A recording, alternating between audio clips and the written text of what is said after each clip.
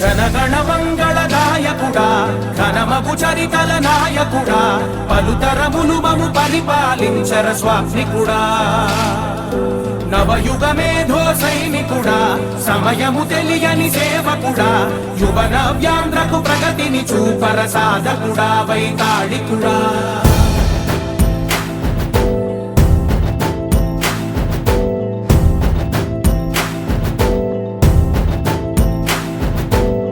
ప్రతి ఇల్లు నిన్నే నిన్నే పిలిచింది